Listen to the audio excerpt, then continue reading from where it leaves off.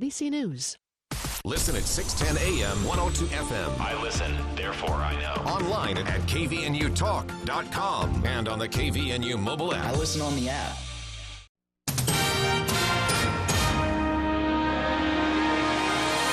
KVNU News Time is 5:05. I'm Bill Walter with this news update brought to you by Mount Logan Laundry. A 44-year-old Logan man has admitted to physically abusing and threatening to kill a woman multiple times during the past several years. Paul Wayman has been in the Cache County Jail since being arrested in October. Wayman participated in a virtual hearing in 1st District Court Monday afternoon. He accepted a plea deal, pleading no contest and guilty to multiple felonies, including aggravated kidnapping and assault.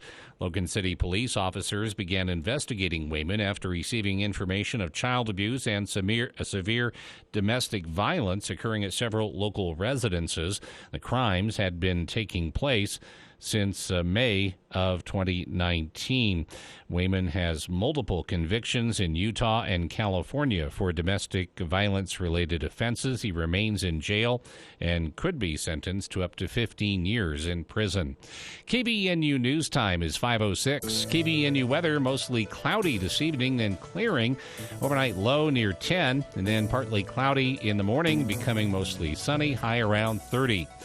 After some snow showers earlier today, we did manage to make it up to 35.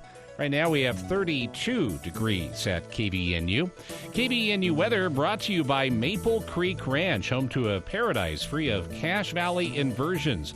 Enjoy warmer winter temperatures and cleaner air, being several hundred feet above Cache Valley's floor.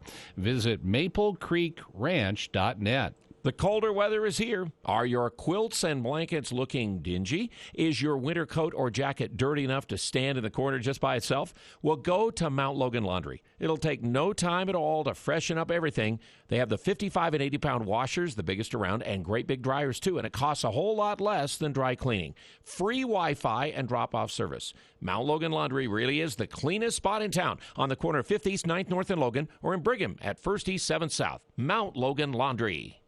KVNU News Time is 5:07. This is Andy Anderson's 38th year of teaching at Utah State University. Now, for most professors, that's a career. Well, he talks as if he's just getting started.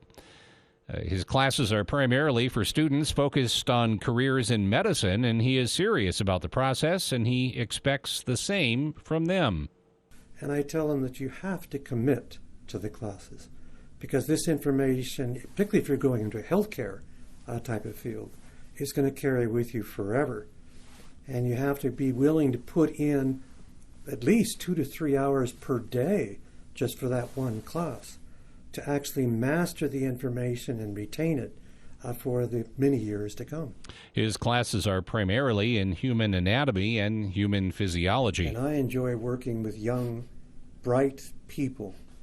And the letters I get back from them from professional school, where they say, I came in a step above my classmates. And my first year in professional school has been much easier because of the information they've learned in my classes. To me, that's more rewarding than money. I mean, it gives me satisfaction that the work I'm doing is valued. At the USU website, he's written that he enjoys teaching serious college students and he has no intention of retiring. Why would I retire? I mean, I'm still physically capable, mentally capable. And I'll tell you a secret, which a lot of people don't know. I plan to keep on teaching after I'm dead. Through this wall right here, we have the cadaver lab. And I'll be coming up here for a year to continue teaching after my death. As a cadaver. As a cadaver.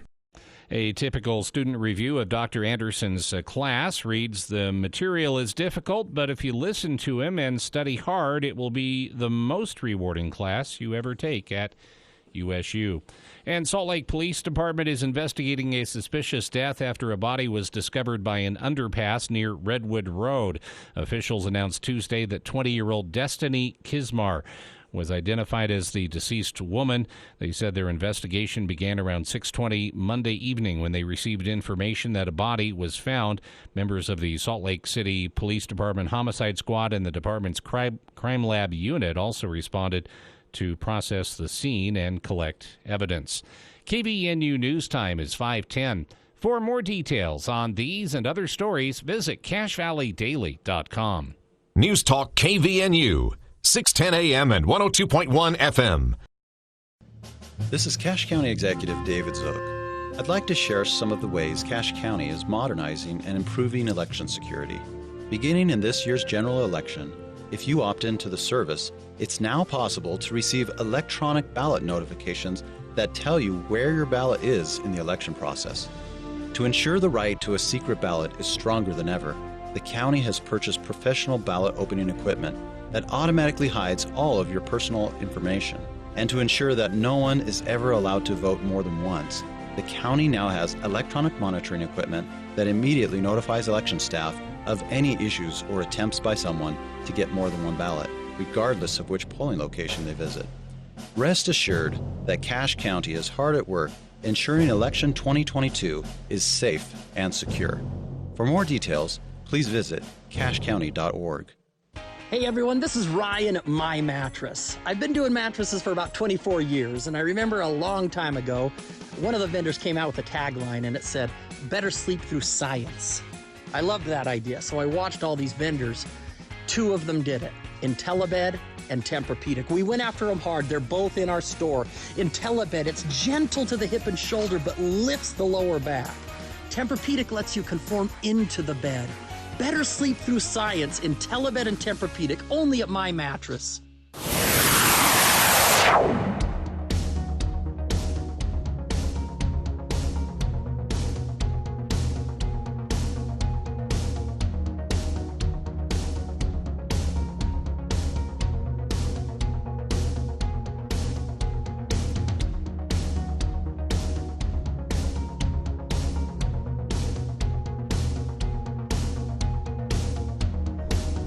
Welcome back to KVNU's For the People, hour 2 of today's show, Wednesday, February 16th. Beautiful day out there, off and on. Gray and wintry, the other off and on parts of the day. It's been a pretty eclectic weather day, and I like it. So, a little bit of snow. Yeah. Snow showers, warmer I guess, temperatures. more than anything else. We need the moisture. Thank you for joining us. Thanks again to Mayor Daines for joining us in Hour 1 for Speak to the Mayor. And now, without delay, we're going to transition out of Logan City into the much larger, much more complex county purview. It's the County Hour with Cache County Executive David Zook joining us here in the studio. And Executive Zook, I apologize. Mayor Daines is a difficult act to follow. She is one of the busiest people. There is a lot happening in Logan City. Yeah, she does a great job. It just floors me at times to see how many projects that I feel like we've been talking about here on the show for years are coming together. But then I realize as we're transitioning into this hour, the same can be said of the county. I remember years ago when the county first started doing some public opinion surveying and working with the Envision Cache Valley framework, I guess, even though it wasn't called that at the time when it comes to trails, planning for roads and transportation.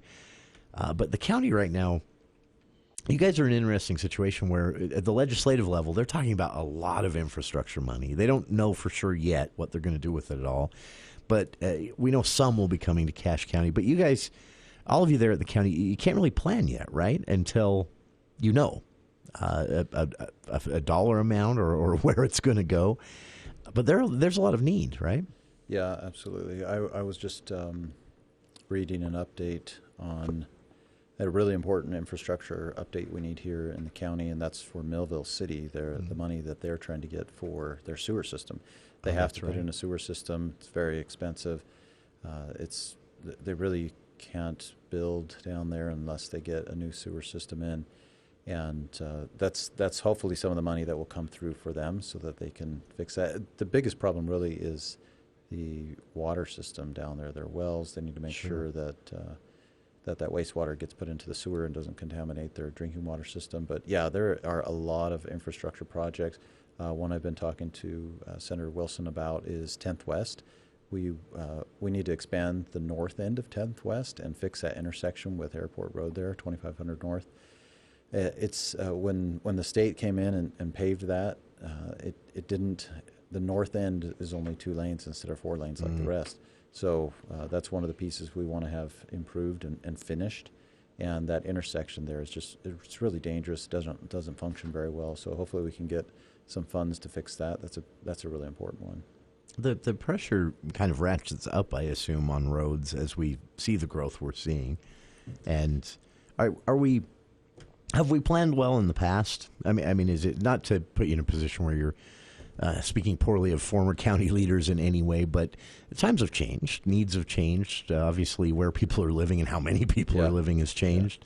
Are we in a good spot, or is there a lot we need to catch up on? I think for the most part, we're in a pretty good spot, and we've had some great leaders in the past who have been visionary about the things that they've planned for and foreseen. And we've made some mistakes as well, and the same thing is happening today. It's hard to see the future and to know exactly what the needs are going to be, but we try to do that. We try to predict what the needs are going to be. One of the biggest successes of the past was when this valley was originally laid out. They used what was called the Plat of Zion, and the way they laid out the streets, the way they planned the lots, it was great for traffic flow. Sure. Even though they were using horses and wagons back then, they made them wide enough so that a wagon could turn around. But that ended up being helpful for us today. There are some things that maybe we didn't foresee. The biggest thing that comes to mind as far as some issues is if you look at that plat of Zion that was established in downtown Logan, essentially. In the Logan City area, it has some natural barriers and it has some man-made barriers that have been placed in the way of roads. For example, the river is a natural barrier. There are some places where there are mountains, like especially on the island. But then we have some man-made barriers that we put in the middle of that grid system, like Logan High School, Mount Logan Middle School, the railroad tracks. So we have a variety of barriers, natural and man-made, that impede our traffic flow, and now we're trying to figure out how to get around those, because what that ends up doing when you have these bottlenecks is it squeezes everybody onto Main Street, onto just a few corridors, and then we're overwhelmed with too much traffic on those roads. I think that's something unique about the county's position in these types of planning decisions that I think oftentimes gets forgotten, but a decision that maybe you have a neighborhood within a city and they've petitioned the city and the city's on board and they're going to make a decision with a road. But then the county is looking at this. You guys, everyone there at the county, you're looking at this from more of a 30,000-foot view and saying, well, if you do this, then there's going to be a bottleneck here, or you're going to run into problems here.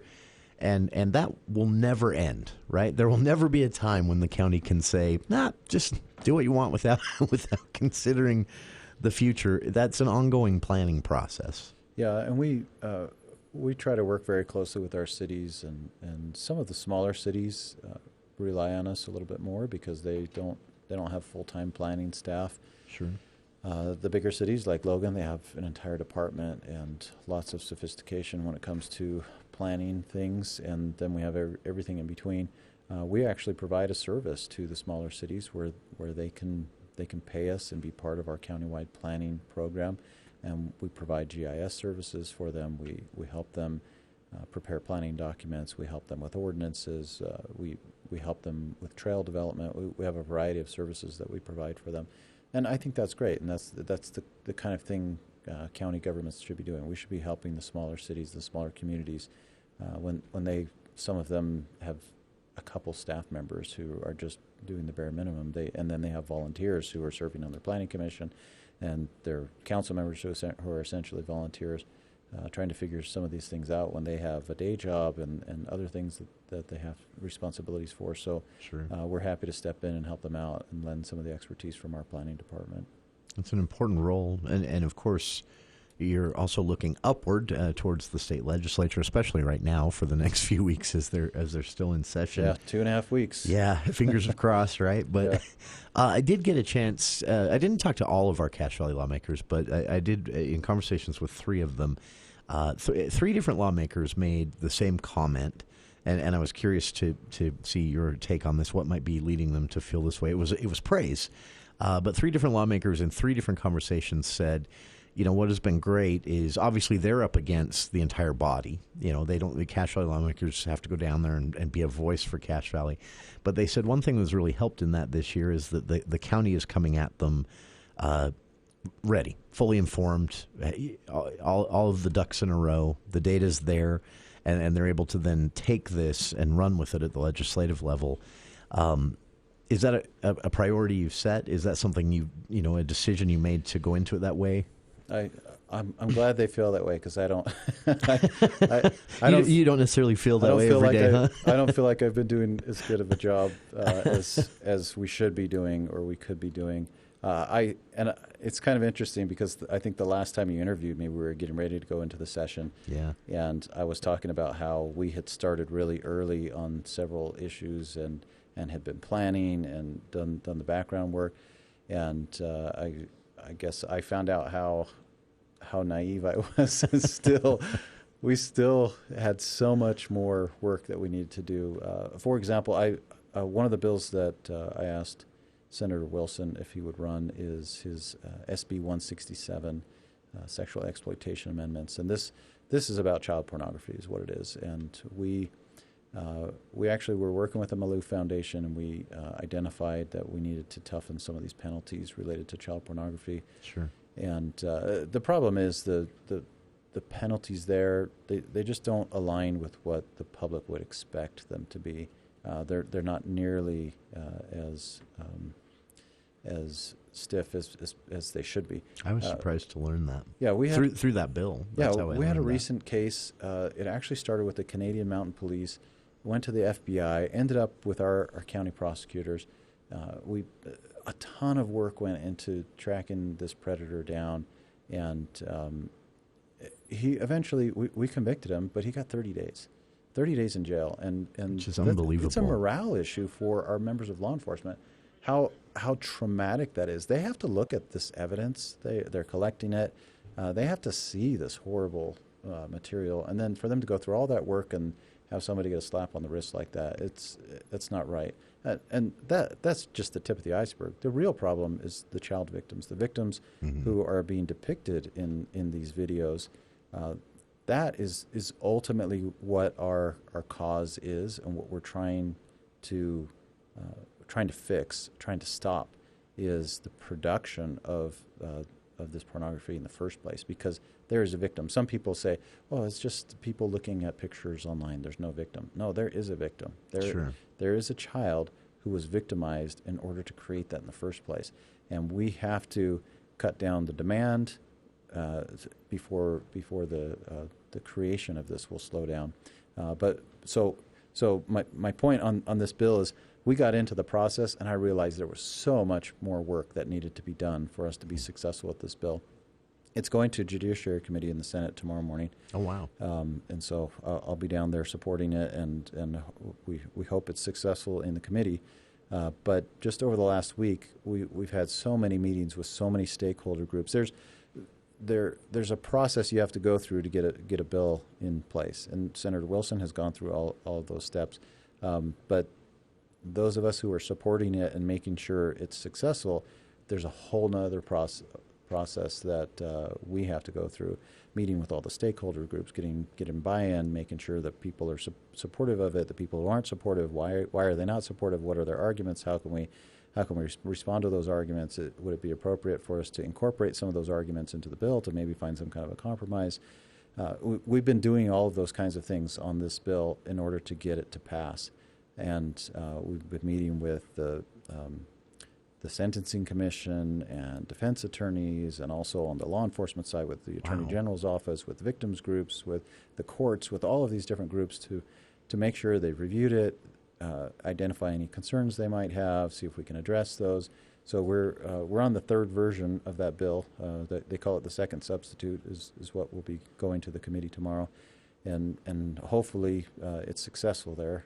And it's a really important bill. But it's a good example of the amount of work that needs to go into passing one of these bills. You have to reach out and talk to people.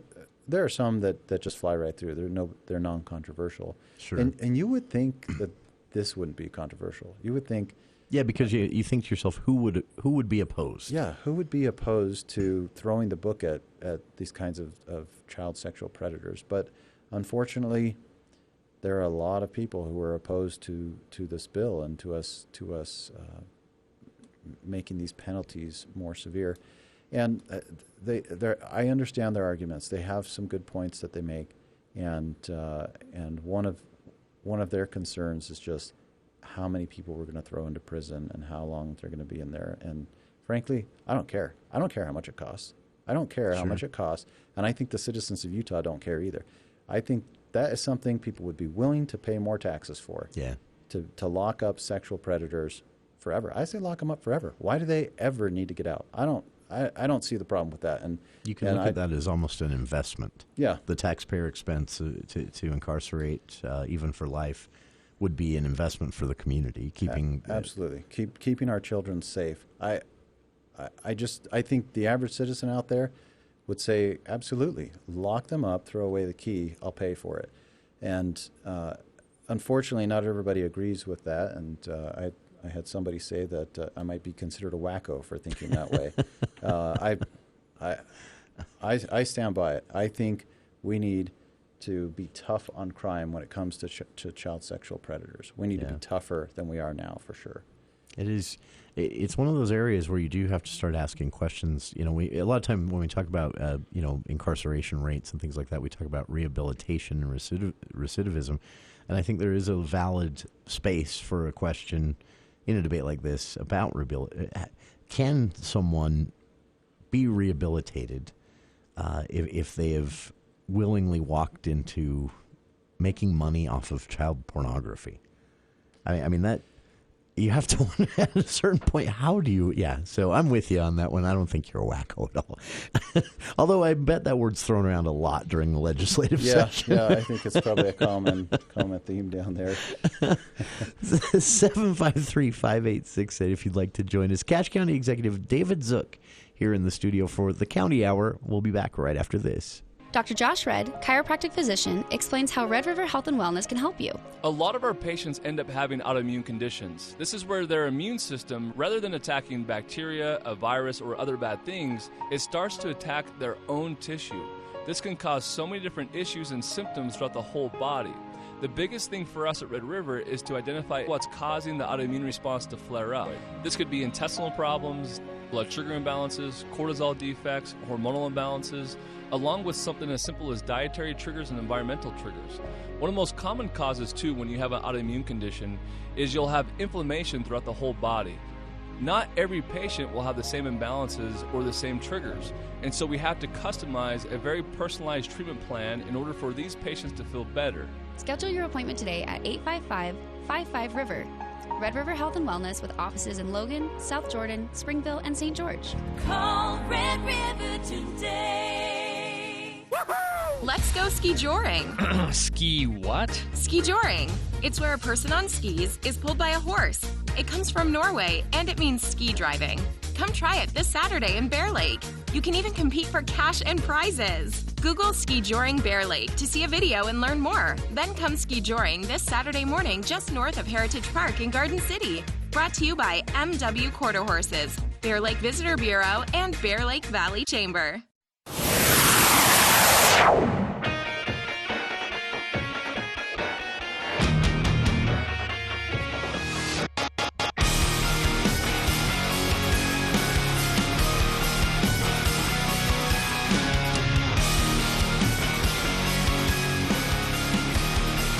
Welcome back to KVN News for the People, the County Hour with Cache County Executive David Zook here in the studio. 753-5868 if you have a question. We've been talking about how complex the legislative process is, but also how great it is here in Cache County, we have leadership that is getting intimately involved in the process, both on Senator Wilson's bill, hoping to strengthen some of the penalties related to crimes of child pornography nature. And that's just the tip of the iceberg when we say the word complexity, right? I know there's a lot of money, a lot of dollar amounts being thrown around as far as the budget process goes. Every county out there waiting to see where that lands. And of course, you'll have to wait until the budget's finalized. But have you been able to, provide like a priorities list for Senator Wilson to carry to that appropriations committee? Yeah, we've the biggest priority that I've asked him to help with as far as that goes is the money for putting cell towers in Logan Canyon. I've been working on this for the past year, trying to figure out a solution. We've initially we had some issues with the Forest Service. I think we've worked through those now. We had to reach out to our federal delegation about some issues. We have UDOT on our side. They're willing to do this. They are ready to do this. We worked with UDOT to get money put into the governor's budget. There's actually $20 million in the governor's budget for cell towers in Logan Canyon, and that's what I have told Senator Wilson is our highest priority as far as those funds that he's working on for infrastructure. Because UDOT has told me that if they get that money, they will break ground this spring and start putting a fiber optic line through the canyon, through Logan Canyon. And once that's in, then cell providers will be able to come in, put their towers in. We'll also be able to have traffic cameras. We'll be able to have the changeable message signs to be able to warn people about hazards or issues up ahead. Good idea. So that's a big one. And I've been working with Senator Wilson on that, as well as UDOT, the governor's office. And hopefully that comes through. It's an interesting process, though. It's sausage making at its best. It's tough too because I know Governor Cox has tried to hit the reset button on this a bit, but which is great. But for a long time, rural concerns weren't top priority. Everyone was focused on the Wasatch Front, Salt Lake County, Utah County, and so the appropriations process. By the time they got to requests from Cache Valley senators. Most of the 90% of the money had already been, and Governor Cox has tried to reset that and say, no, the need in rural communities is bigger than you think. Oh yeah, we actually had our lieutenant governor here today. She came to the valley, and we had a lunch meeting, and I had the honor of being able to introduce her, and that's exactly what I said when I introduced her. I thanked her, and I thanked our governor for making rural Utah a priority. They have made sure that we don't get forgotten about, that our priorities are listened to, and they're actually advocating for our priorities. And that's something that Governor Cox did starting in his campaign. When he started campaigning, he came to all of our rural communities. He visited. He made sure that we knew that he was going to be an advocate for us, and so far he's done that. He's been a great advocate for us, and so has Deidre Henderson. I'm such a cynic. Governor. I felt bad about this, actually. I realized how cynical I'd gotten because I thought that was just campaign speak. But as soon as he was inaugurated, and I'm not kidding, within the first week, he'd taken the first step on that. And it's been really, I think it's long overdue.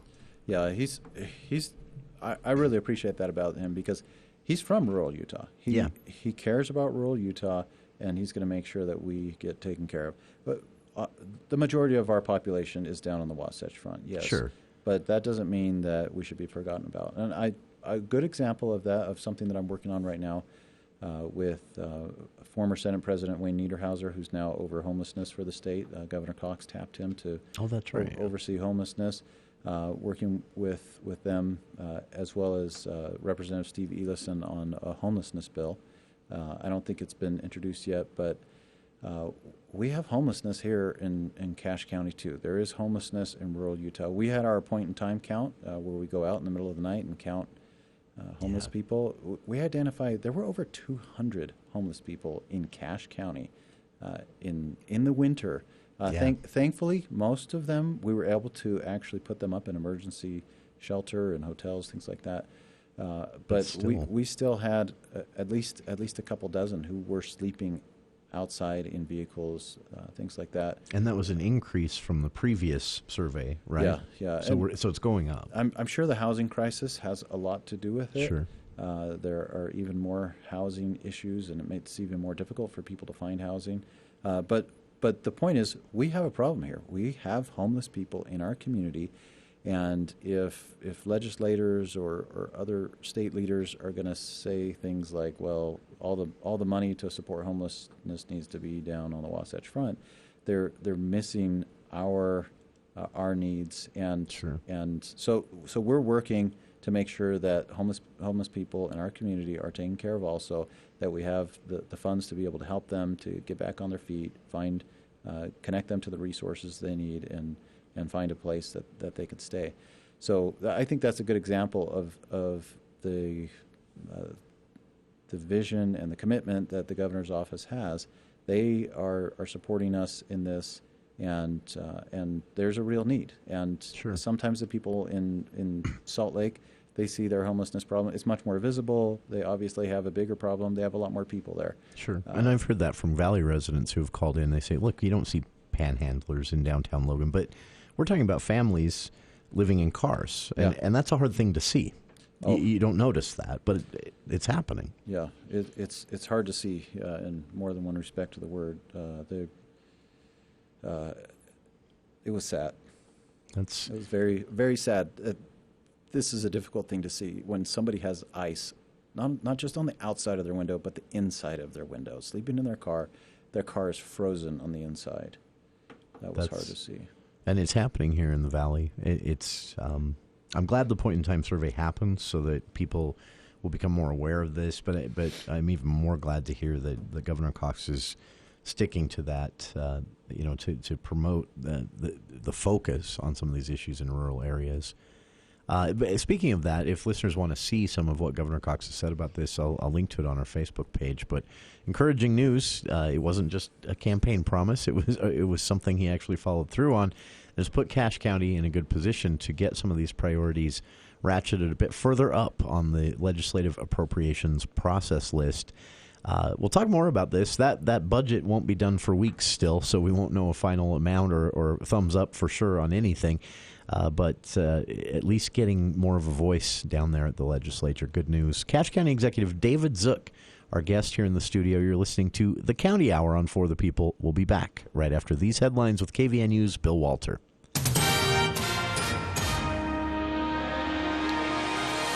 Thank you, Jason. KVNU News Time is 5:37, and the news is brought to you by Roof Rescue.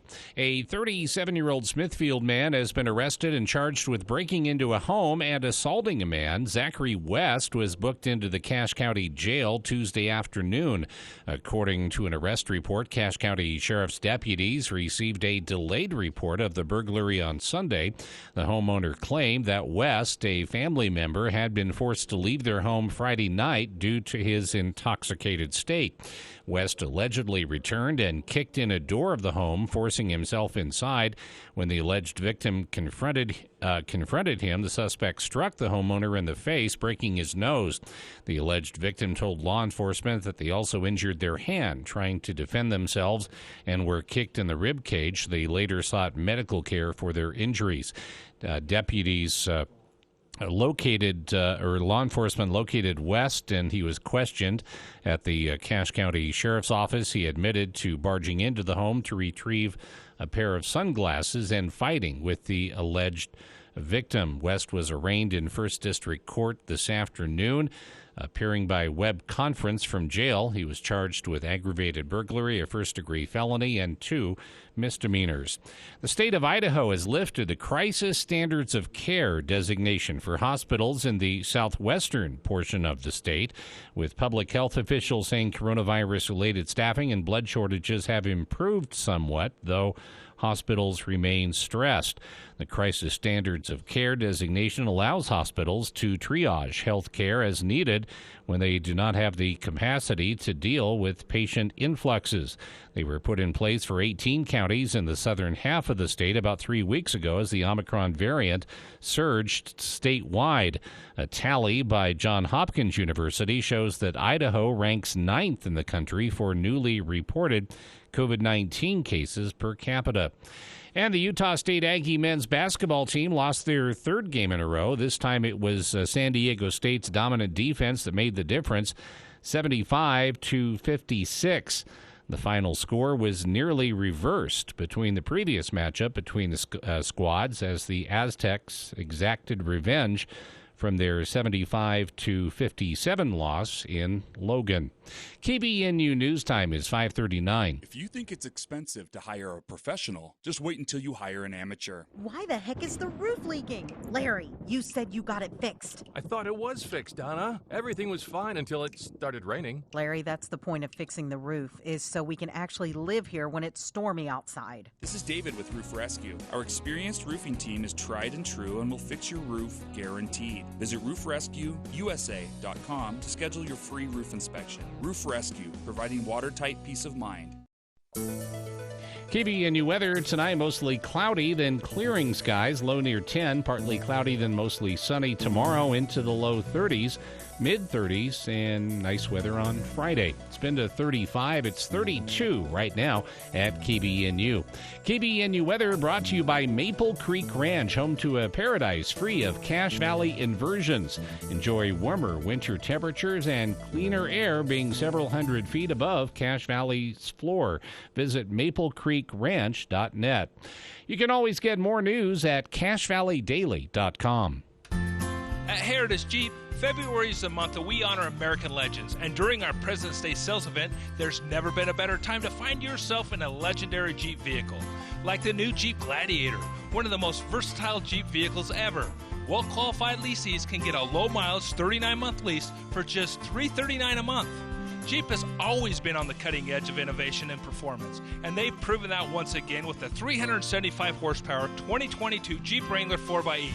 Jeep's first plug-in hybrid vehicle. And you've got to check out the all-new 2022 Jeep Grand Wagoneer, the full-size sports utility vehicle that strikes the perfect balance between luxury and capability. Whichever Jeep vehicle you choose, you'll know that you're behind the wheel of the true American legend, and the confidence and the ability to go wherever your adventure takes you. The President's Day sales event all month long at Heritage of Brigham City, Tremont, and Logan. Heritage Jeep, your hometown dealer with the biggest deals. Utah has great schools, but not every child has access to them. It's time to abandon a one-size-fits-all approach to education and create more hope and opportunity for every Utah student. The Hope Scholarship Bill will allow families to direct education dollars to meet their child's individual learning needs. With Hope Scholarships, every student can access the education that's right for them. Tell your legislators to support the Hope Scholarship Bill. Visit uthopescholarship.org. Paid for by Americans for Prosperity.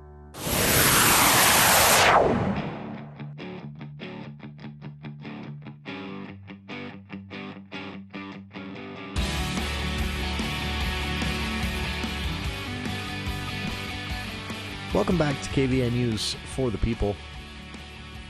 I'm Jason Williams. Bill Walter in the studio as well, joined by Cache County Executive David Zook this hour. It's the County Hour, our monthly installment with the executive here in the studio. 753-5868 if you have a comment or a question. Barring those calls, we have a lot to go over.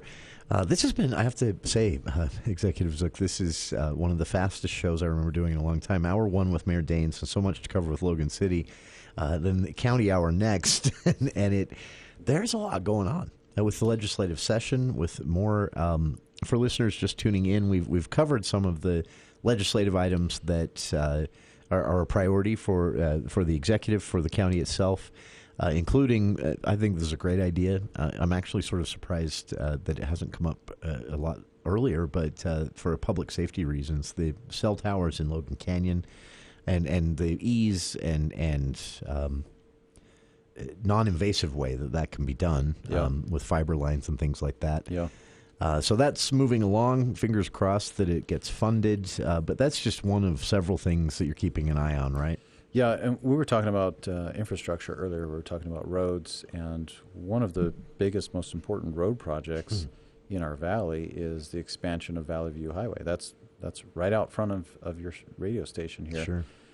SR 30. It's a UDOT road, and we have been working for years to get the state to widen that.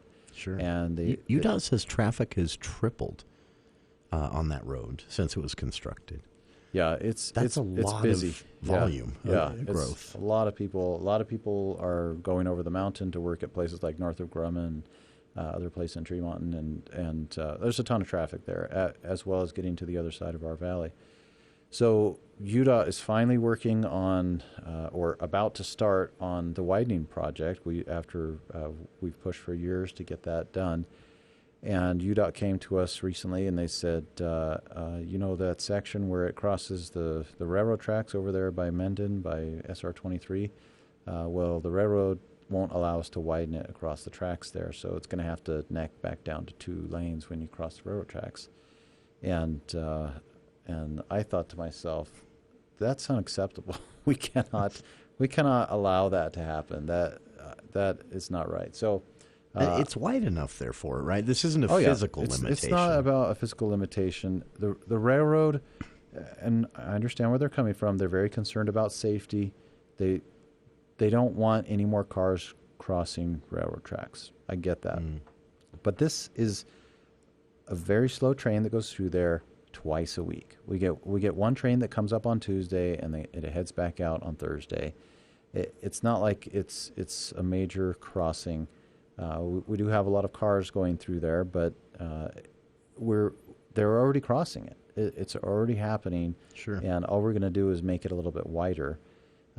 Will it increase the chances of a collision there? I don't think so. My opinion is that it wouldn't. But if there's one car in one lane and another car in the second lane, I don't see. I know.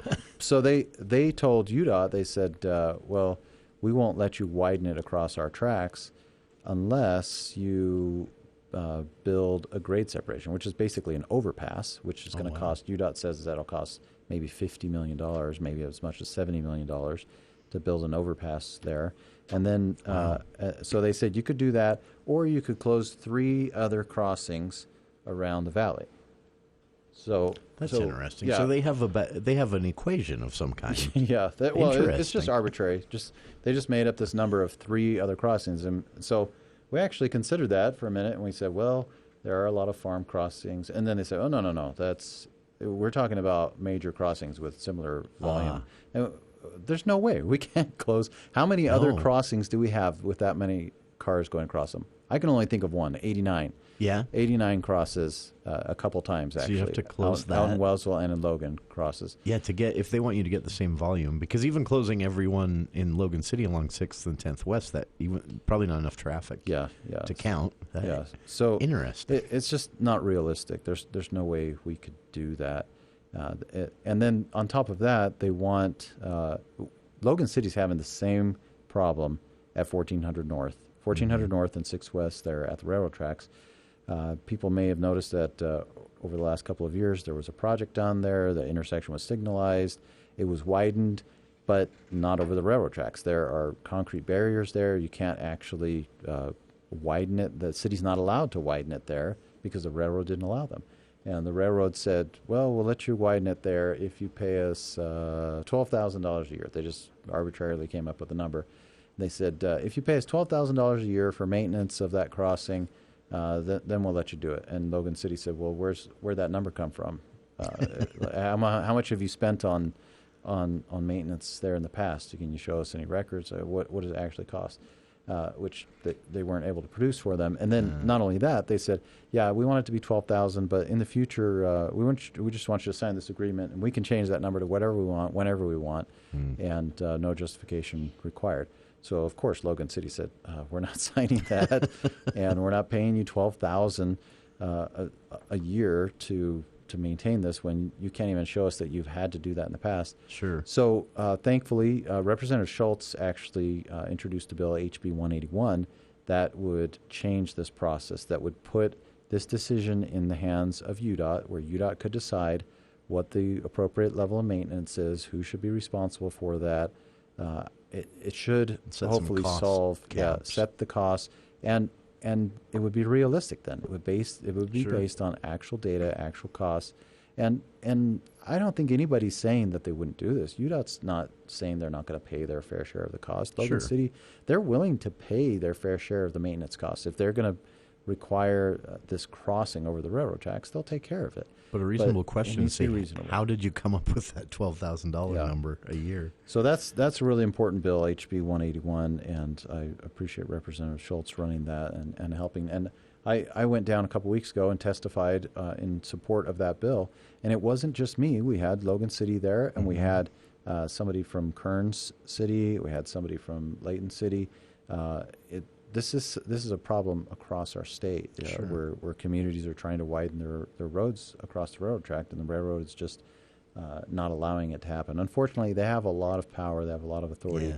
We can't do what we would do in a normal situation where we would go in and condemn the property. That's not allowed under federal law. You can't do that to a railroad. I want to thank Representative Snyder, too. Casey Snyder's been working a lot on this and behind the scenes with the railroad, putting pressure on them to make sure that we're able to get these roads through. So he's been awesome. He's such a great advocate for us. And it's necessary with Valley View because there's not an available Plan B, right? Yeah. Other than giving in and letting it. But doesn't that come with its own? I know you're not representing the railroad here, but it seems like that comes with its own safety risk. That's exactly what we said. It's a bottleneck back down right across the tracks. You're going to bottleneck it out there where you've got the fog, you've got the fast-moving traffic. Yeah. You already have school buses and other vehicles that have to pull over to the side and stop before they cross the traffic. So you're going to have all of this happening. Increasing the odds of an accident that parks cars on the tracks. We don't think it's a good idea. So we're pushing, and I'm hopeful that project will break ground as soon as the weather warms up a little bit. And I appreciate UDOT. UDOT's helping us with so many projects around our valley. That one, another really important one, is the one down on 89 and 3200 South by Ted's. They're going to start work on that soon. That's long overdue. Yeah, absolutely. It's a dangerous intersection. It's going to be realigned. It's going to move north of Ted's, and it'll have a traffic signal, be much safer. So that's a big one that we're working on. Another one that I'm supporting. This isn't my bill, but it's something that I've been supporting any way I can. Is USU's veterinarian program. They have a vet school right now, but they only do the first 2 years here, and then the students go to Washington for the second 2 years. They are making a bid right now to the legislature to have a full-fledged vet school here in Cache Valley, which would be huge, incredible for our community, for our economy, for our students, for vets. We have a shortage of vets in our community, in our state. There actually is not a vet school in the Intermountain West. Which shocked me to learn that. Yeah, I was surprised, I thought there would have been hundreds.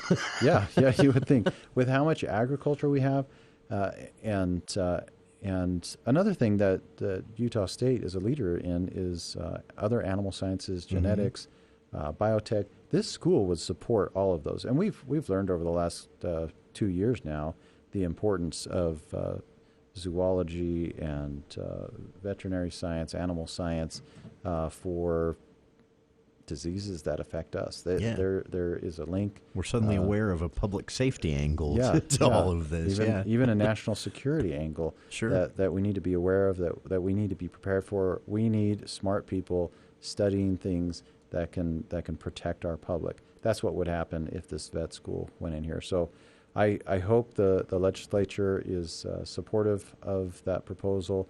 It would be great for our economy. Millions of dollars of tuition and other costs are leaving our state right now and going to Washington or other states, Washington State.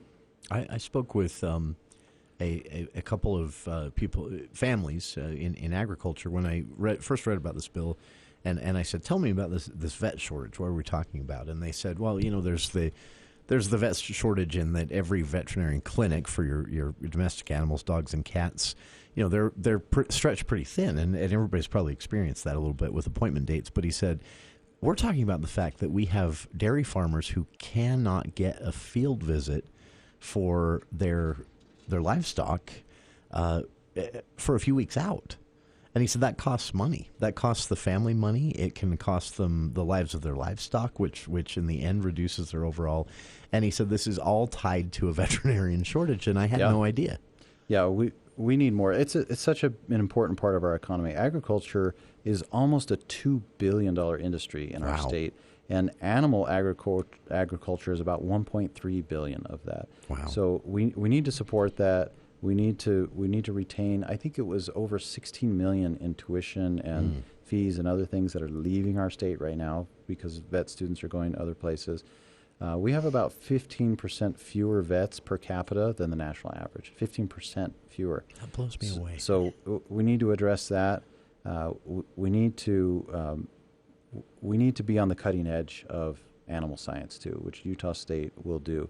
They're already doing things up there with genetics and animal science that are cutting edge, and they have been doing that for decades. This is another sector that we need to get into. We need to focus on. It would be great for our economy in our state and great for our economy in Cache Valley. That's write your legislators on this one, and write other legislators outside of the Cache Valley if you can. That would help a lot. But important funding requests there for beefing up and establishing a veterinary science school complete from start to finish at Utah State University. If you'd like to see that legislative request, by the way, I've linked to it on our Facebook page. And we'll be back with more of Cache County Executive David Zook here in the studio right after this. NMLS 1817019. From our Freedom Loan that covers 100% of your closing costs to our $1,000 lowest rate guarantee. As Utah's premier mortgage broker, LendRight Mortgage shops the top lenders in the country to find you the absolute lowest rate and fees. We often beat other lenders' rates by 1/4 to 0.5%.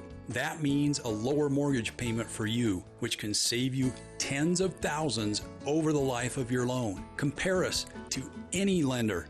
If we can't save you a minimum of $1,000, we'll give you $1,000. Nobody does what LendRight Mortgage does. Nobody. See our rates and get a free quote on your purchase or refinance. Call 801-APPROVE or visit lendrightmortgage.com. Crushing other lenders is our specialty. Call 801-APPROVE or visit lendrightmortgage.com. Thank you for voting Adams Wealth Advisors the gold winner for Best Financial Planner in the Best of Northern Utah competition. Understanding your family, jobs, and goals is how Adams Wealth Advisors will continue to earn your trust. This is Craig Adams. At Adams Wealth Advisors, we are here to help you receive peace of mind whether you've done a lot of planning or a little planning. Count on our team at Adams Wealth Advisors for honesty, professionalism, and integrity. Visit adamswealthadvisors.com or call 752-1702 to schedule a time with an advisor today. Please see adamswealthadvisors.com for more information on these recent awards. At Wheatland Seed, we've supplied area farmers premium seed products for over 44 years. With higher fertilizer prices and drought conditions, 2022 will be challenging. To lower your input costs during Wheatland's preseason sale, all oats, barley, cover crops, and alfalfa will be priced below last year's prices. For details, call us today or visit our website at wheatlandseed.com. That's wheatlandseed.com.